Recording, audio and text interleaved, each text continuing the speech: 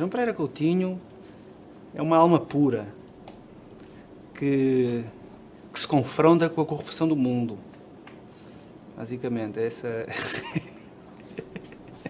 Que pergunta é essa?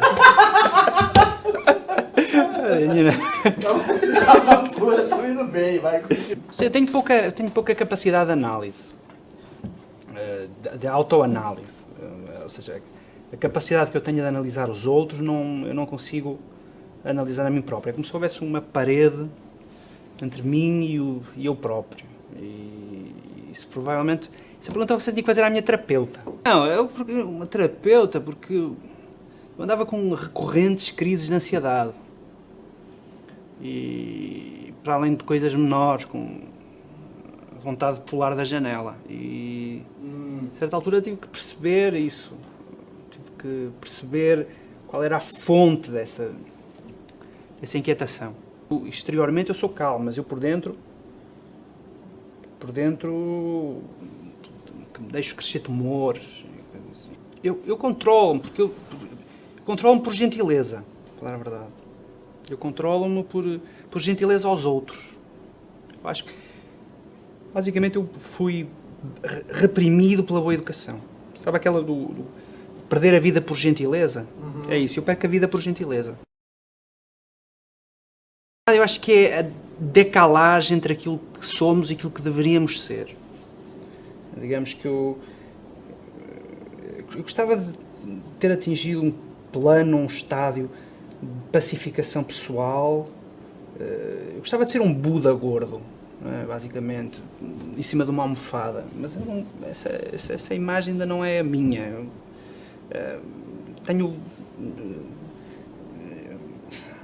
Você sabe que existem dois medos fundamentais na condição humana.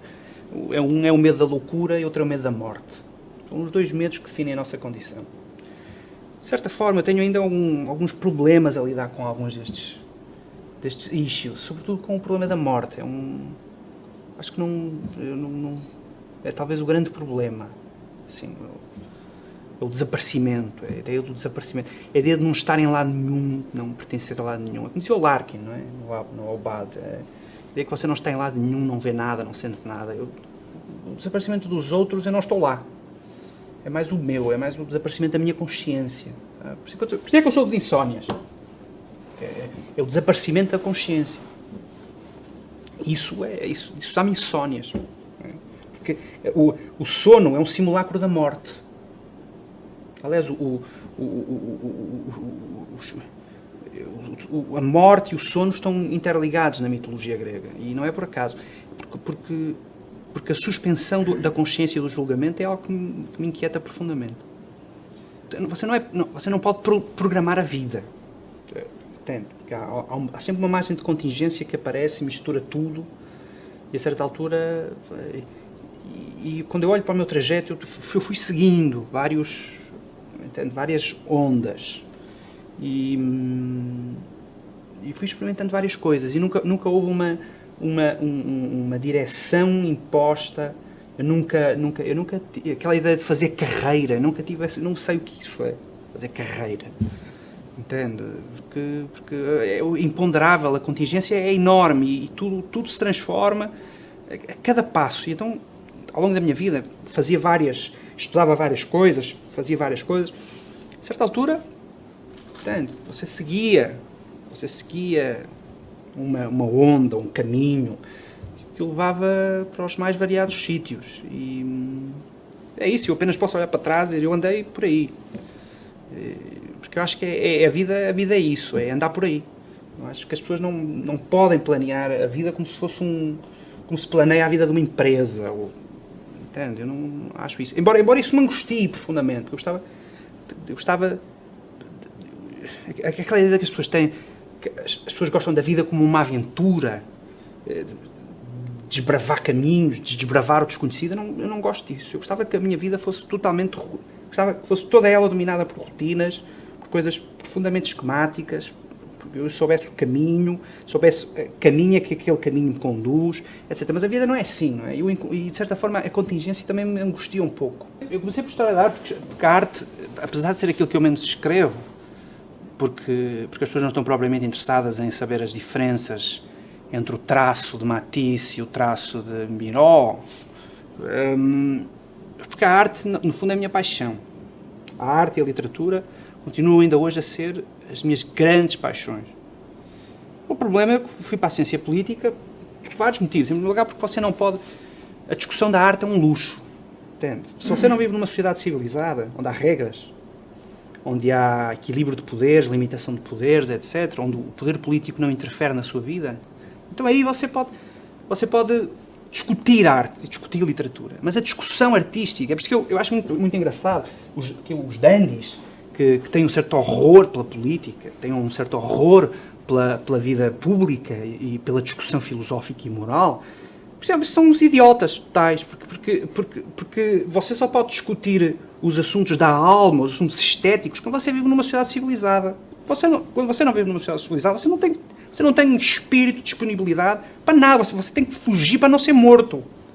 Entende? E, portanto, aquilo que eu acho é que a política é o assunto mais importante, porque é, uma vez resolvido esse assunto, é o assunto que permite você discutir todos os outros assuntos. A arte, a metafísica, a lógica, a epistemologia, etc. Mas enquanto você não tem uma sociedade politicamente organizada, uma sociedade decente, não vale a pena você vir com dandismos, flânerie, entende? É como tentar dançar uma valsa no meio de uma tempestade. Não vale a pena. Você primeiro tem que deixar a tempestade acalmar.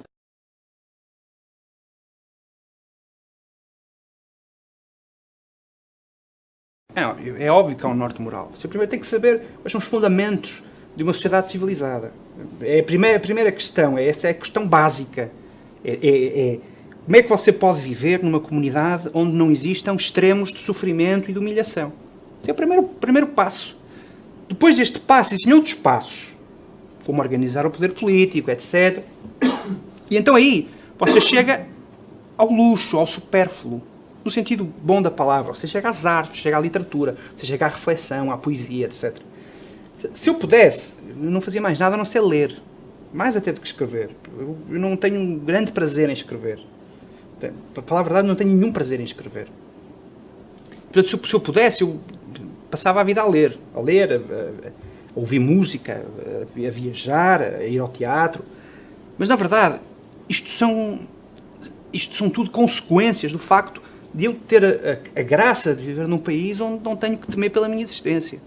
Nem tenho que temer pela existência das minhas opiniões. Entende? E, portanto, eu acho que a política é a discussão, é quase uma discussão pré-existencial. Você só existe porque existe uma ordem política que lhe permite expressar-se e existir. É esta a ideia. O Isaiah Berlin conta que ele começou a se interessar pelos problemas políticos e morais quando uma vez, eu penso que foi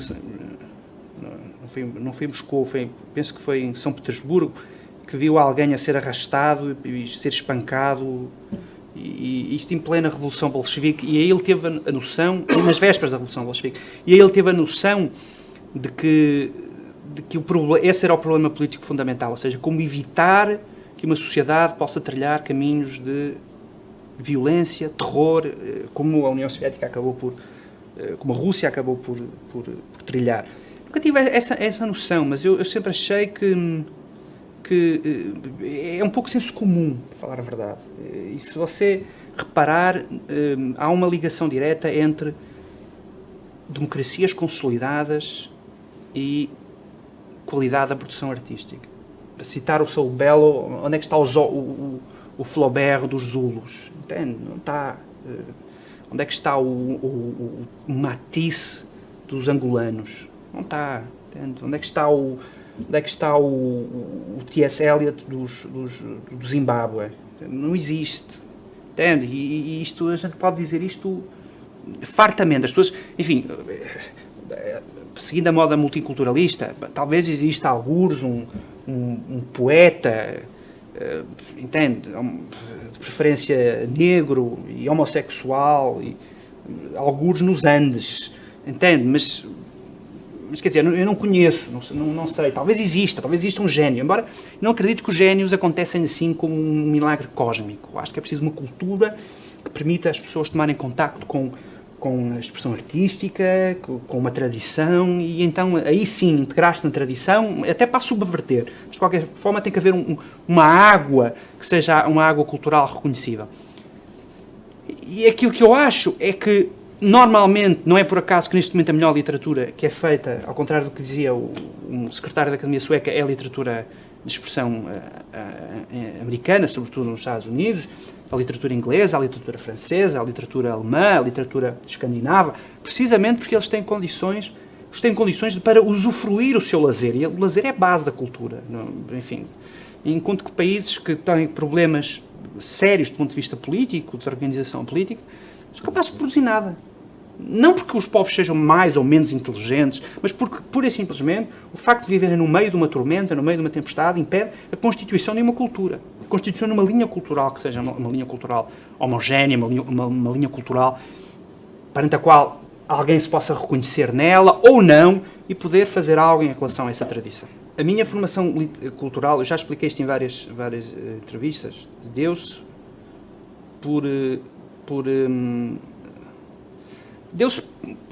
porque eu não tive uma infância que se pode reconhecer como normal, entende? Eu tive problemas de saúde e isso, de certa forma, confinou-me a ter que fazer coisas que as pessoas normalmente não fazem. Ou seja, não jogava a bola, entende? Eu lia e nasci numa casa onde havia muitos livros e onde ler e estudar era considerado parte da rotina. Não algo de exterior à rotina, mas era a própria rotina. Ler era a rotina. Eu comecei a ler sem ordem, sem método. Não houve parte paterna, não houve nenhuma imposição de um caderno de leituras. Eu comecei a ler. Comecei a ler os clássicos da literatura portuguesa, li muito à literatura brasileira e foi por aí. Foi simplesmente por não ter outras opções. Não fui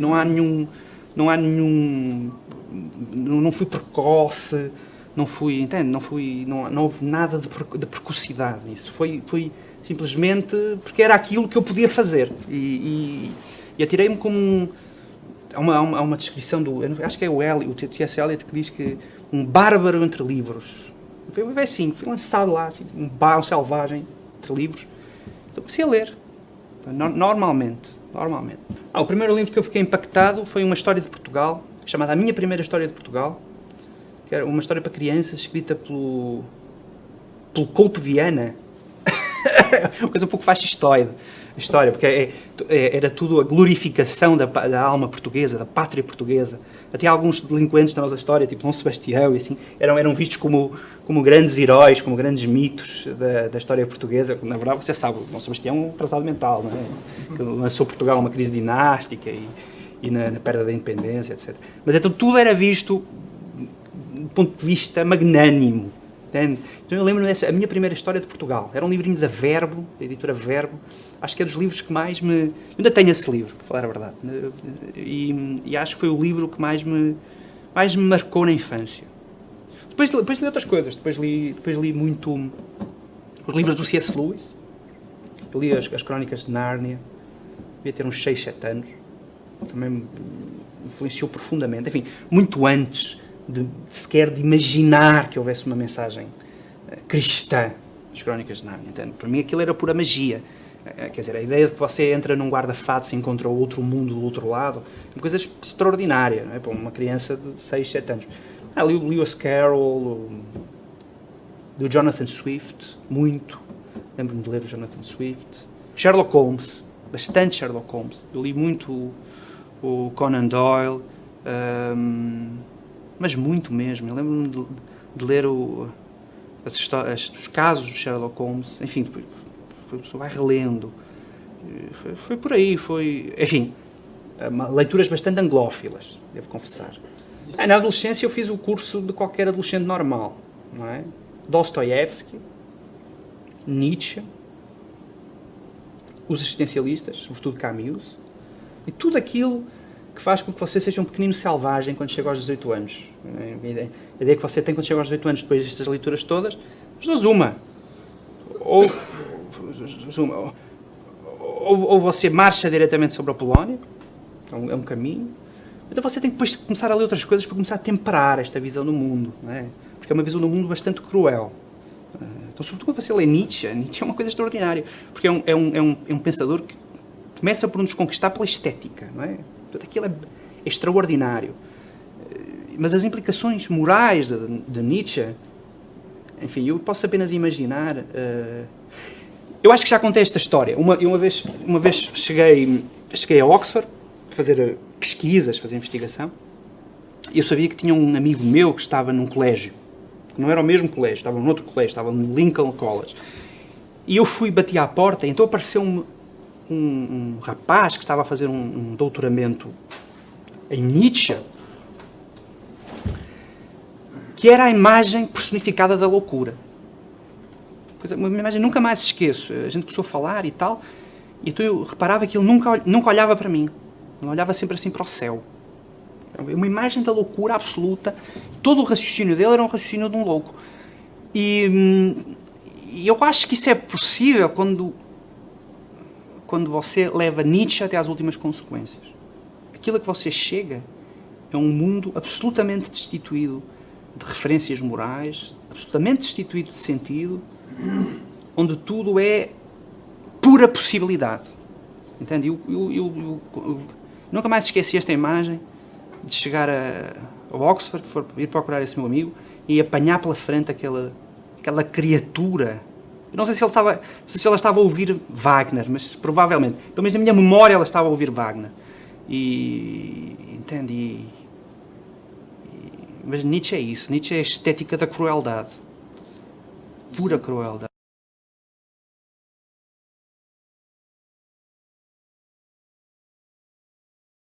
Na fase mais madura, eu estou... Mais temperada. Sobretudo, eu gosto muito de ler... para falar a verdade, eu até nem leio nada de particularmente recomendável.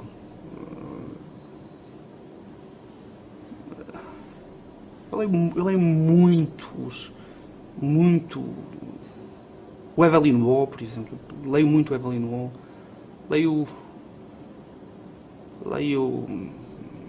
Depois gosto muito de ler toda aquela geração que fez a New Yorker, fez a Vanity Fair em Nova York nos anos 20, Dorothy Parker, o Benchley. Agora que eu estou a ler, agora que eu estou, para falar a verdade, agora que eu estou a ler, eu comprei toda a coleção da New Yorker desde a década de 30. Então ando a ler tudo, toda a New Yorker, página a página, número a número, até 1997, creio. E portanto agora ando com essa gente e tenho-me divertido imensamente. Eu acho o humor a forma mais elaborada de criação artística. Acho que é muitíssimo mais elaborado do que qualquer outra expressão, do que o drama, do que a tragédia. Eu acho que o humor é aquilo, é o mais difícil de escrever. Enfim, as pessoas podem dizer que Proust é um gênio. Com certeza, eu tenho imenso respeito. Mas eu acho que... Acho o Oscar Wilde incomparavelmente superior ao Proust. As pessoas podem me dizer que James Joyce é o cúmulo do modernismo. Eu, honestamente, eu acho o Evelyn Waugh incomparavelmente superior ao Joyce. Ou seja, o humor é o que há de mais cruel, é o que há de mais profundo, é o que há de mais difícil de fazer e de escrever, que eu acho. Porque também o humor pressupõe um nível de relacionamento com o mundo que é muitíssimo mais profundo do que o drama ou do que a tragédia. Acho que eu tenho um enorme respeito pelos grandes satiristas e pelos grandes humoristas, porque eu acho que eles conseguem dar a volta à nossa condição, que é uma condição dramática e trágica por definição. Eu tenho um imenso respeito pelo humor e os grandes escritores que eu admiro são sobretudo humoristas. Seja em jornalismo, seja em literatura, são sobretudo humoristas. Enfim, eu acho que o facto de nós precisarmos do poder político já é em si um fato cómico. Ou seja, o facto de nós precisarmos de uma mão paternal, no sentido de uma organização social que esteja minimamente estruturada, já pressupõe uma bela dose de comédia. E porquê? Porque nós não somos criaturas perfeitas. E todo o humor vem da imperfeição. E da consciência da imperfeição. Claro que você pode me dizer que a consciência da imperfeição também dá para a tragédia, para o drama. De certa forma, o humor é indissociável da tragédia. Você vai ver quais são os grandes humoristas nova-iorquinos neste momento, os grandes humoristas, cómicos, etc. 80% são judeus. E desses 80%, uns 70% fazem terapia. Quer dizer, não há outra hipótese. Portanto, quer dizer, o humor e o drama e a tragédia estão intimamente ligados. Agora, a grande diferença é que o humor é o último passo. Porque é muito fácil, numa situação dramática, numa situação trágica, você refugiar-se pura e simplesmente no lamento, na lamentação. Isso é, por assim dizer, a primeira fase da existência. Oh meu Deus, a vida é tão trágica. Entende? Agora, quando você é capaz de dar o segundo passo, que é transformar isso em comédia, entende? Isso é um ato expiatório. Eu acho que o humor contém em si uma imensa dose de redenção pessoal. E aquilo que eu raramente vejo nos intelectuais, nos escritores, é essa capacidade última para dar o último passo.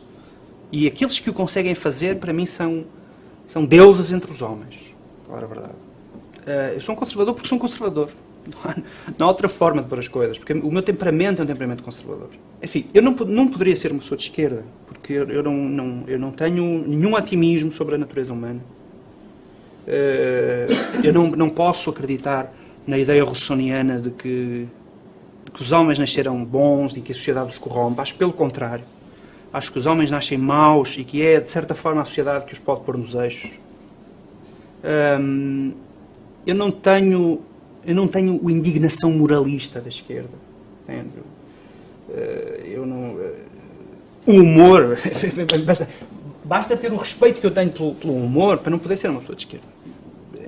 Porque as pessoas de esquerda estão numa constante luta com o mundo. Querem constantemente transformar o mundo. Acham que o mundo tem que se direcionar para um caminho estabelecido, seja ou não um caminho perfeito. Eu acho que isto é a maior barbaridade. Acho isto uma coisa ilógica. Falar a verdade. Acho absolutamente ilógico. Que as pessoas queiram conduzir os outros. Queiram moralmente conduzir os outros rumo a qualquer coisa. Isso nunca me fez sentido, entende? Eu lembro na adolescência que via às vezes as manifestações, eu achava isso absurdo, absolutamente absurdo. Absurdo. Acho que as pessoas primeiro têm que, antes de quererem governar os outros, têm que se governar elas próprias. Têm que governar os seus próprios afetos, a sua própria vida. Isso, de certa forma, é isso. Eu acho que eu tenho muito pouca fé nas pessoas, na raça humana, e, portanto, seria impensável para mim colocar uma grande dose de poder nas mãos de alguém para governar a raça humana. Isso seria uma insanidade. Eu não posso ser uma pessoa de esquerda. Não tenho o moralismo da esquerda. Não tenho a superioridade moral que a esquerda se acha. Eu sou a primeira pessoa a achar que eu próprio sou... Enfim, quer dizer, eu faço terapia, não é? Quer dizer, acho que isso não pode... Quer dizer, seria uma loucura eu achar-me modelo para alguma coisa. Não sou modelo para nada, entende? Modelo para nada. Nunca sigam o meu exemplo, não façam o que eu faço. Entende? É a primeira coisa. E depois, por causa do sentido do humor. E o sentido do humor pressupõe, mais do que uma vontade de transformar o mundo, uma vontade de olhar para ele com tristeza e melancolia. É um pouco isto. Portanto, jamais. E no caso dos autores que você refere, porque de certa forma sinto-me em família. Que eu sinto que são autores que expressam uma verdade profunda sobre a condição humana. E tem a ver com o facto de, no meu caso, eu prefiro o familiar àquilo que não é familiar, eu prefiro o tentado àquilo que não é tentado, e que estou a usar as palavras do Ogas, e tenho essa disposição naturalmente, entende? Entende? As pessoas dizem, por mares nunca antes navegados. Porque eu não quero navegar a mar nenhum. Quero que me deixem em paz. Entende? Descobrir aquelas pessoas que querem novas sensações a toda hora e minuto. Enfim, eu acho isso quase do domínio do patológico. Entende? Quando as pessoas... Aqui há uns meses houve um estudo em que diziam que os conservadores que eram doentes, talvez sejam. Fazer o quê?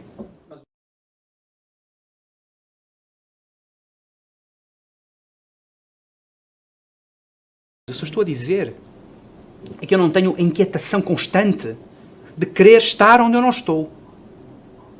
Entende? Eu sou uma pessoa curiosa, mas gosto de estar onde estou. Gosto... há pessoas que sonham em dar a volta ao mundo. Eu sonho constantemente em regressar aos sítios onde gosto de estar. Tem pessoas que são incapazes de passar uma semana sem experimentar um restaurante novo. Eu gosto de ir aos mesmos restaurantes. Eu gosto das minhas rotinas e as pessoas brincam com isto, pessoas próximas e tal. Eu vou jantar aos mesmos sítios. Eu sou o tipo de pessoa, para falar a verdade, que era ideal para ser sequestrado em São Paulo. Entende? Porque eu faço sempre os mesmos percursos, eu vou sempre aos mesmos sítios, eu sou tipo Kant, né? Regular, mesmas horas. Se houvesse o nível de rapto que há em São Paulo, em Lisboa, no Porto, eu era um candidato número 1. Porque eu, na verdade, entenda, eu desconfio que há pessoas que regulam os seus relógios por mim. Porque eu sou entende? Eu deito-me às mesmas horas, eu acordo às mesmas horas. Isso é um sintoma de alguma doença. Claro que é um sintoma de alguma doença. Eu não estou aqui a dizer que eu sou um caso de sanidade. Só estou a dizer que as coisas são assim. E, portanto, eu gosto dos mesmos pratos e isto vai-me lembrar uma conversa que eu uma vez tive com um médico. E ele disse uma coisa muito engraçada. Ele é um cirurgião, um conhecido neurocirurgião português. E ele disse uma coisa mais verdadeira que alguém já disse sobre a condição humana. Porque eu perguntei, ele é especializado numa cirurgia muito específica, daquelas que, sei lá, se fizerem umas 50 por ano é muito bom. Então eu perguntei-lhe qual era o interesse das pessoas ser tão especializada numa coisa tão pequenina. E ele respondeu-me, porque cada vez que você faz aquela cirurgia, você tenta fazer melhor. Então é isso. Eu em vez de querer redimir pela diversidade, eu gosto de aprofundar as coisas, cada vez melhor. Ir àquele restaurante, aprofundar aquele cardápio. Não é que eu coma sempre as mesmas coisas, mas vou experimentando e vou aprofundando o cardápio. E a certa altura já estou a almoçar com os donos da casa. E a certa altura já conheço os cozinheiros e já vou para a cozinha, entende? Há essa curiosidade, mas é uma curiosidade apaziguada. Eu não tenho a inquietação de constantemente experimentar coisas novas. Então em política é que não. Porque eu acho muito bem que as pessoas nas suas vidas privadas experimentem o que entenderem. Enfim, as pessoas são livres de fazer o que entenderem e acho que devem ser. Agora, o que eu acho é que as pessoas não são livres para fazerem isso com o poder político.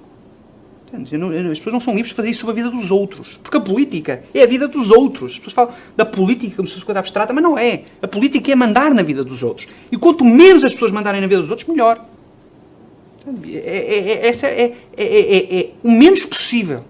Para que as pessoas possam, elas próprias, acertar, falhar, desiludirem-se, acertarem, arruinarem-se. Mas as pessoas têm, por elas próprias. Portanto, eu quero retirar ao poder político o máximo de poder possível. Quero espalhar o poder por aquilo que os cientistas políticos, por corpos intermédios. Espalhar o poder pelo João, pela Maria, pelo Gonçalo, pela Terezinha, pelo Raul. Portanto, para tirar o poder político a uma entidade central. Porque é sempre o início de qualquer coisa. Nunca há bons resultados quando há um acréscimo de poder centralizado. Isso é fatal. Porque as pessoas têm a tendência de extravasarem os seus limites. Até eu, nos meus momentos mais mitómanos, às vezes até gostava de governar o mundo. Não é? Então você imagina o que é que seria pôr-me nas mãos poder político? Era uma catástrofe. Entende? Portanto, aquilo que eu digo aos meus amigos é que se eu algum dia tiver alguma ideia de participar na vida política, de me candidatar, que eles me internem imediatamente. Porque é um perigo. Entende? Portanto, de certa forma, eu agradeço muito por ter alguma vida universitária, porque a universidade é boa para isso. Não é? A universidade fecha as pessoas lá dentro. Fecha. Tudo que é intelectual, idealista, ideólogo, está tudo lá fechado. Tudo lá fechado. As universidades são ótimas prisões para que os intelectuais não venham cá para fora fazer merda. Entende? É basicamente o que eu acho. E, portanto, enfim, quando me virem cá fora, Ponham-me novamente lá dentro, que eu lá estou bem. No meu coletezinho de forças, etc. Meu caro, essa é a questão para a qual não há qualquer resposta definitiva. Portanto, isso é o grande mistério. As relações humanas em geral são o tema que verdadeiramente fascina qualquer pessoa interessada na natureza humana. E para falar a verdade, e tirando os meus momentos de misoginia, que são, aliás, o que há de mais saudável num heterossexual, eu acho... Bem, quer dizer, eu cresci numa casa de mulheres. Vó, mãe, irmã, enfim, tias, enfim. E eu tenho um absoluto carinho pelas mulheres por um motivo. É que as mulheres normalmente, tendem a civilizar os homens. Normalmente. São fatores de civilidade. Imaginando que Deus teria deixado em paz a costela de Adão, nós jamais teríamos saído das cavernas. Jamais teria havido vontade de melhorar, de refinar.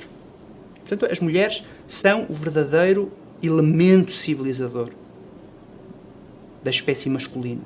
Portanto, quando nós lemos os relatos dos terroristas islâmicos, normalmente há ali um problema, que é a falta de mulheres.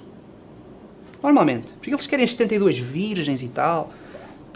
Normalmente é por isso. É um fenómeno de compensação. Eles querem 72 virgens, porque, em primeiro lugar, as virgens, por definição, não fazem comparações. Eles são profundamente inseguros do ponto de vista sexual. Querem uma virgem, claro. Para uma virgem qualquer coisa é ganho. Entende? Mas, sobretudo, porque eles têm uma enorme falta de mulher. E as mulheres civilizam os homens. Entende? Eu imagino um terrorista que pôr os seus explosivos. Imagino logo, se ele tivesse uma mulher, a mulher dizia imediatamente: tira isso, você é par, vai pôr, mas é o lixo lá fora e tal. Entende? As mulheres tendem a civilizar os homens. E é isso que eu acho. As mulheres são o maior fator de civilidade da raça humana. Eu tive a sorte de nascer numa casa de mulheres. Enfim, o que não quer significar que eu seja propriamente uma pessoa muito civilizada. Mas se não fossem elas, eu seria imensamente mais bárbaro do que o que sou hoje. Imensamente mais desequilibrado do que o que sou hoje. Tudo o que é bom em mim vem por via feminina. Enfim, isto dito assim, até parece que eu fui estuprado por um homem. Mas não, na verdade, tudo o que é bom vem por via feminina. Eu sou um deísta. Eu acredito em Deus, acredito na existência de Deus. Sim, mas Aliás, eu não sei como é que é possível... enfim, há ateus, não é? Consta que há. Mas não sei como é que é possível defender de forma sustentada uma posição ateia. Mas, enfim, desde logo porque um ateu sempre me parece demasiado preocupado com a existência de Deus. Logo aí ele está logo a perder. Porque não há nada mais irónico do que alguém que não acredita em Deus e passa a vida a abominar Deus. Enfim, eu não acredito em fadas e não me preocupo com elas. Mas o ateu está constantemente preocupado com Deus, que é provar a não existência de Deus. Enfim, estes neandertais publicam livros, Deus não sei o quê, Deus o delírio, Deus a ilusão. Entende? Ou seja, se Deus não existe, não tem que existir para eles. Portanto, quando eu leio muitos dos manuais escritos por ateus, aquilo que eu vejo, no fundo, é uma enorme... Aquilo que eu vejo, na verdade, são tratados teológicos. Não há outra forma. Para uma pessoa que acredita em Deus, Deus não é um assunto. Deus só é assunto para fanáticos. Sejam não crentes ou não crentes. Não é? Com a única diferença de que um fanático religioso vê o diabo em toda a parte e o fanático ateu vê Deus em toda a parte. Vive constantemente preocupado. Onde está o demónio? Onde está Deus? A pessoa que acredita em Deus, Deus para ele não faz parte das suas preocupações diárias. É um capítulo que está, de certa forma, resolvido. Está tratado, está arquivado. Claro que existem momentos de dúvida, momentos de angústia, momentos de incompreensão. Mas não é suposto nós compreendermos tudo.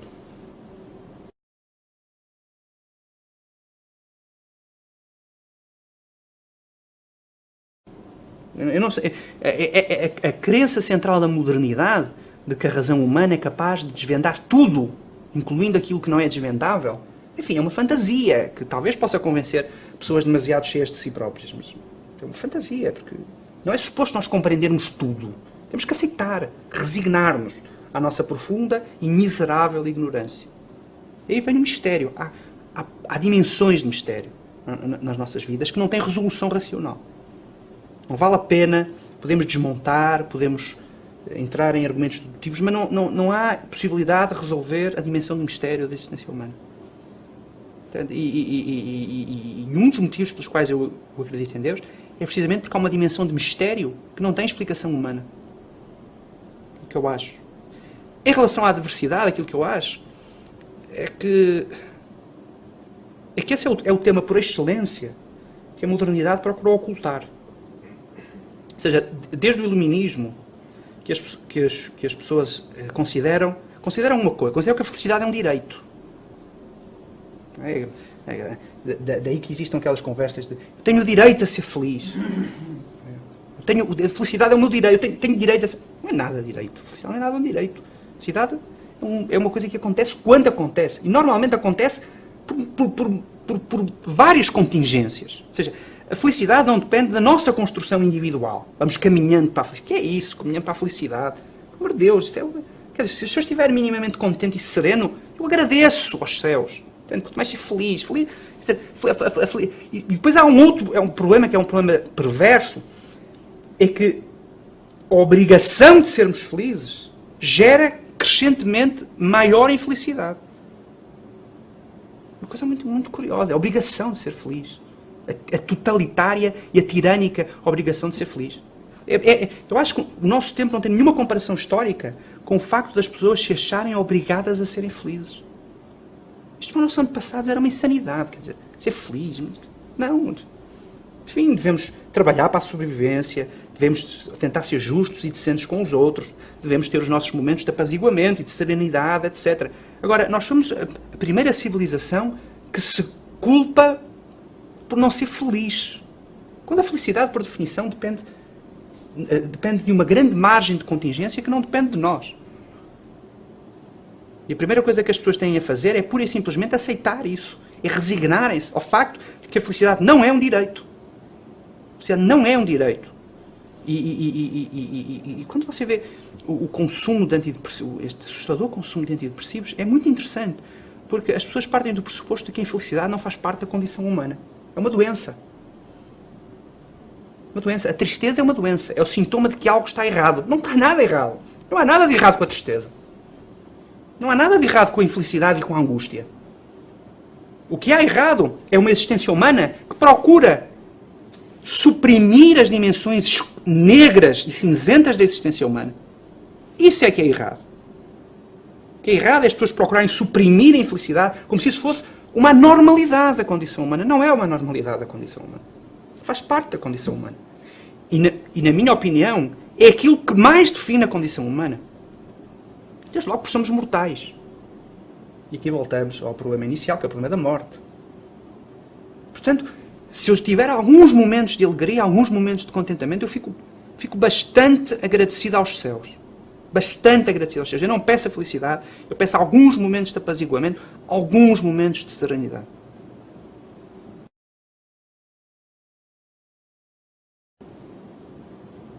Por ter lido, às vezes já aconteceu aqui em São Paulo, pessoas falarem comigo, eu gostava de ser colunista, eu gostava de escrever crónicas, o que é que eu faço, o que eu não faço. A primeira coisa é ler. A primeira coisa, de certa forma, as pessoas têm que ser desviadas pela leitura do seu caminho normal. E quando... desejo mimético, não é? Quando as pessoas leem, há um momento em que elas se sentem tentadas a... Será que eu sou capaz de mimetizar aquilo que eu leio? Tudo começa por imitação. Tudo. Na arte, tudo começa por imitação. Picasso, antes de chegar aos quadros cubistas, começou por imitações rigorosíssimas, clássicas da pintura neoclássica. Tudo começa assim. Eu comecei por imitar. Imitar quem? Comecei por imitar vários autores ingleses, vários autores portugueses, vários autores... enfim, é impossível, sendo português, fugir à influência do Essa.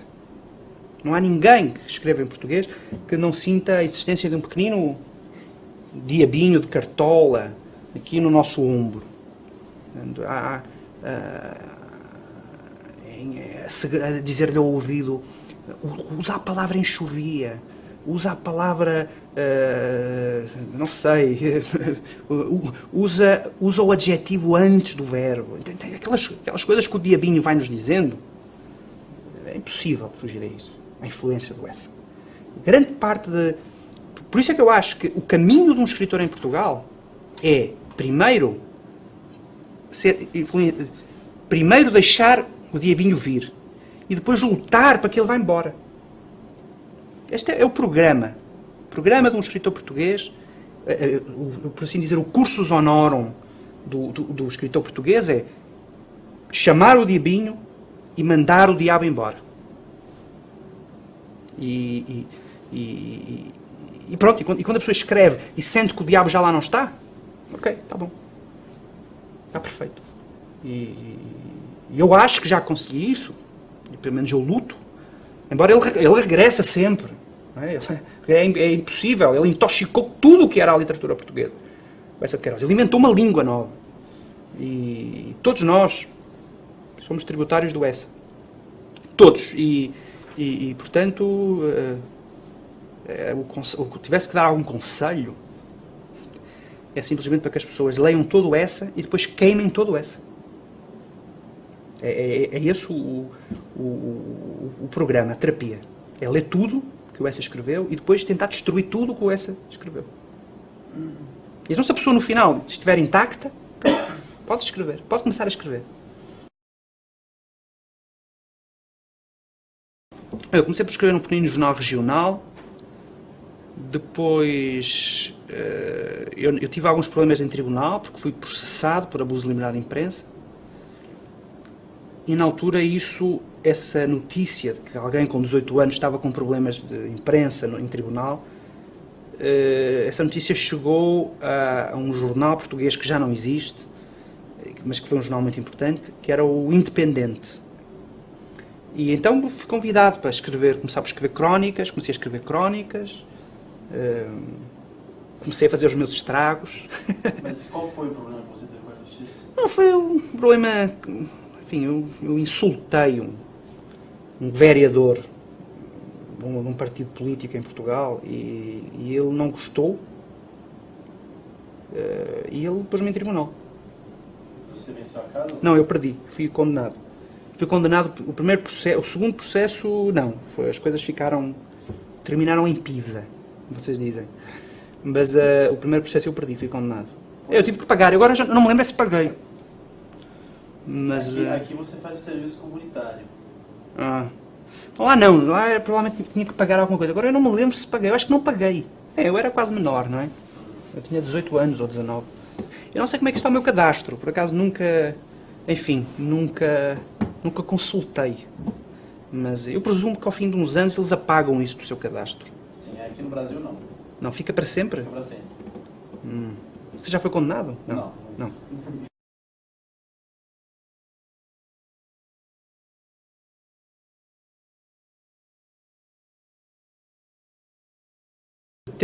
Tento agradar-me a mim próprio, primeiro e último que tudo. Eu não penso muito nos leitores, para falar a verdade. Senão bloqueava. A única amarra é o tamanho da página e se eu gosto ou não. Já aconteceu várias vezes enviar crónicas de que eu pessoalmente não gostava e ter uma profunda vergonha de saber que aquilo será publicado. Eu sofro muito com isso.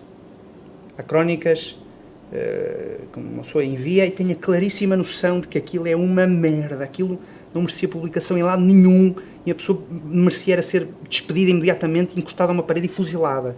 Entende? E eu tenho essa noção várias vezes. Qual é a crônica que você mais gosta, que você já escreveu? Não sei. Não lembro. Uma parte muito importante da minha vida, muito importante. Mais importante que a jornalística, por exemplo? Não, elas são totalmente distintas. Totalmente distintas. Eu sou professor, eu dou aulas e escrevo crónicas, mas eu podia não escrever crónicas, podia pintar. Ou podia ser um golfista. Ou podia fazer outra coisa qualquer, ser cavaleiro. Entende? Por acaso escrevo crónicas, mas elas são totalmente separadas e isto tem uma implicação, é que normalmente eu sei que há pessoas que vêm assistir às minhas aulas por causa da figura do jornalismo, por causa da figura pública. Normalmente são pessoas que vêm à primeira aula, à segunda aula, mas começam a ficar muito desiludidas. Porque estão à espera que as aulas sejam crónicas vivas, mas não são. E apanham pela frente com matérias, enfim, que não são propriamente divertidas, não é para rir, à gargalhada. E eu sempre fiz essa distinção muito bem feita entre o académico e o jornalista. O jornalista não tem nada a ver, são mundos separados. Mas são mundos igualmente importantes, no meu caso. No meu caso, porque eu gosto muito dos alunos. Eu gosto muito de conversar com eles. Entende? Eu nunca percebi que os professores são a turma analfabeta, não sei o quê. Não, eu gosto imenso deles. Eu gosto muito de dar aulas, gosto do contacto com os alunos. Tenho alunos que ficaram como amigos pessoais e é isso. E é o maior prazer. Eu tenho um enorme prazer em dar aulas. Tenho mais prazer em dar aulas do que em escrever. Falar a verdade. Aquilo que eu acho atualmente é que ao contrário daquilo que as pessoas possam imaginar, eu acho que existe mais interesse do Brasil por Portugal do que do Portugal pelo Brasil. Atualmente. Na literatura, seguramente. Seguramente. Não há nenhum escritor brasileiro contemporâneo. Enfim, o João Ubaldo já não é propriamente um autor contemporâneo, é um consagrado. Estou a falar de autores contemporâneos brasileiros que despertem um tipo de interesse em Portugal, que aqui no Brasil os brasileiros têm por alguns escritores portugueses contemporâneos. Por exemplo. Quer dizer, basta visitar uma livraria no Brasil para ver o interesse que os brasileiros têm pela história de Portugal, por exemplo. Existem livros de história de Portugal. Em Portugal não existem livros de história do Brasil. Enfim, no mainstream. Aqui existe, as pessoas interessam-se pela Revolução dos Escravos, por Portugal. Portanto, eu acho que há um maior entendimento. Depois de uma fase em que os países viveram um bocadinho de costas voltadas, isso tem a ver por complexos de natureza colonial, etc. Pela necessidade de afirmação identitária separada de Portugal. Percebo tudo isso. Eu acho que agora há uma relação mais saudável do Brasil com Portugal do que propriamente Portugal com o Brasil. Muito engraçado. No meu caso, como português, eu fui muito bem recebido pelo Brasil. Fui recebido pelo Brasil como provavelmente o brasileiro não seria recebido por Portugal. E isso é algo que me comove até. Porque eu acho que houve um fenómeno com Portugal, isso é visível, por exemplo, na xenofobia, numa certa xenofobia que há contra os brasileiros em Portugal, é que Portugal enriqueceu rápido e mal. Então ganhou todos os tiques do pequeno burguês que conseguiu amealhar um pouco de dinheiro e não gosta de ser visto como o vizinho pobre. Isso é o aspecto mais lamentável do meu país. É um dos aspectos mais lamentáveis do meu país. É o novo riquismo de Portugal, que é uma coisa que me entristece profundamente. Quando, de facto, as relações privilegiadas que deveríamos ter é desde logo com o Brasil. Desde logo com o Brasil. E não temos essas relações. Porque Portugal é um país essencialmente pequeno, atrasado, e tem os vícios dos países pequenos e atrasados, que se veem com algum dinheiro e comportam-se como arrivistas um pouco selvagens. E isso é uma fatalidade. O meu palavrão...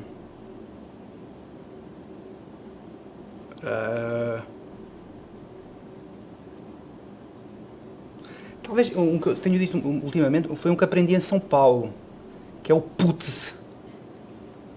Não é? Vocês dizem putz, eu acho muito engraçado. Parece um filme de ficção científica. Putz, não é? Eu digo putz é talvez o palavrão que eu... Até em Portugal digo muitas vezes putz. Mas enfim, eu nasci no Porto. E as pessoas do Porto falam muito mal. Falam muito mal, não porque sejam mal educadas. Pelo contrário, as pessoas do Porto têm uma cordialidade e uma gentileza que as pessoas do Sul não têm. E por várias razões, até razões históricas. Mas no Porto o palavrão é uma forma afetuosa. Por exemplo, em Lisboa, quando você diz, seu filho da puta, isto é agressivo, isto é para insultar. No Porto não. No Porto, por exemplo, dois amigos que não se veem há muito tempo, oh, filha da puta, anda cá! Entende? Ou seja, onde é que você andou, seu caralho? É tudo assim. É tudo... Ou seja, o palavrão é afetuoso no Porto. Entende? Em Lisboa não. Lisboa é usado para magoar. Porto não. Porto é uma transgressão festiva. Se você quiser. Mas putz, talvez seja o palavrão que eu tenho mais usado, por influência paulistana.